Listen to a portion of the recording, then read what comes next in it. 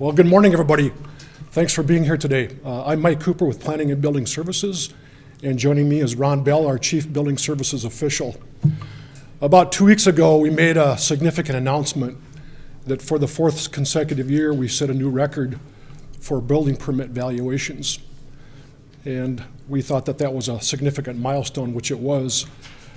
And now that we've reached the end of the year and we have more updated stats for 2016, we thought it was important to come back one more time because another significant milestone is that for the first time we've exceeded 700 million for 1 year's worth of building permit valuation. Just under $702 million worth of building permit activity for 2016.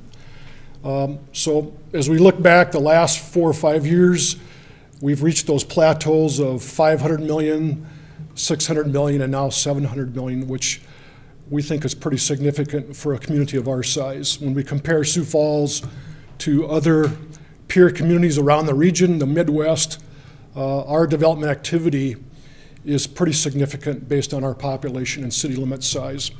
So we thought that that was worth mentioning to you today and talking about today. Another milestone that we thought was important to talk about today is that we began tracking building permit activity within the boundaries of the downtown area about 5 years ago. The boundary of downtown would be on the west side, Minnesota Avenue, on the south side, 14th Street, up to Falls Park to the north, and then east to Weber Avenue in Franklin. And we track building permits specifically within the boundaries of that district. And in 2016, we had the all-time record for building permit activity within those boundaries of downtown, just under $52.5 million, just under $52.5 million of those building permits were within the boundaries of the downtown area. And that included 70 new housing units. Those were driven by a couple projects that we mentioned last time. The Washington Square and the Jones 421 were the two major projects that we permitted downtown last year. So not only have we reached a new milestone in terms of reaching the 700 million plateau, but we also exceeded over 50 million just within the downtown boundaries.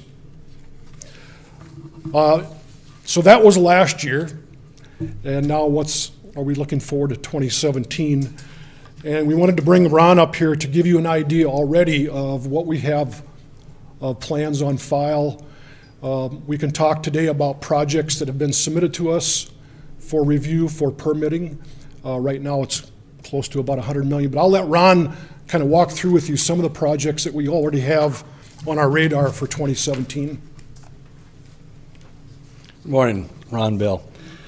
In 2016, we did 68 commercial projects that exceeded $1 million or more. 12 of those projects were 10 million or more, and 2 of those projects were 20 million. If you take a look at the handout that we have here, just take a look at all those projects. It's really amazing, and it's spread across all over town. But right now, we're still looking very strong as far as plans that are coming in.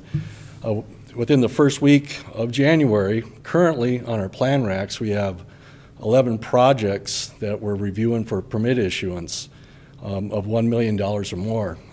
And 2 of them are very substantial. The first one is the Gage Brothers new headquarters, and that's at 2800 North Bonson Avenue, which is way over on the very east side of town.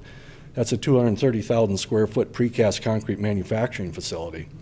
The second one is the City Administration Building, which will be another one downtown for next year.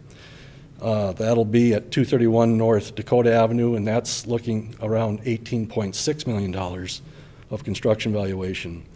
We're looking at issuing the Holiday Inn Suites and the Crooked Pint restaurant, which is a 4-story hotel. That's at 2040 West Russell at the north part of town.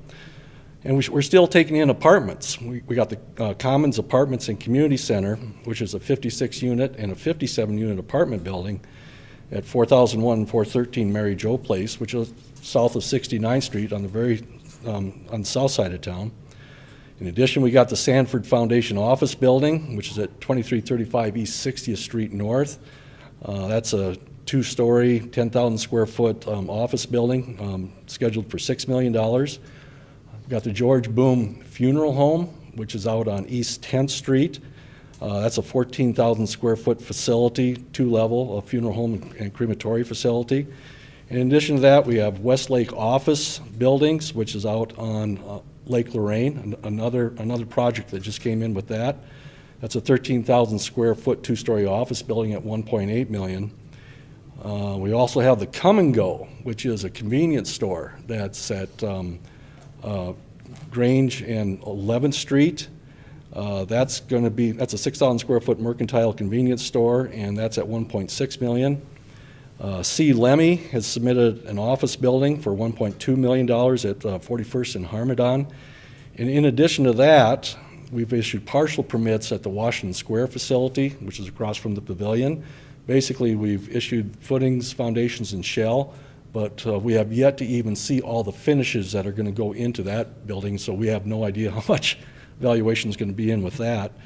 And one of the things that put us over the record last month was issuing the shell permit for the shops at Lake Lorraine. I think that was $18 million.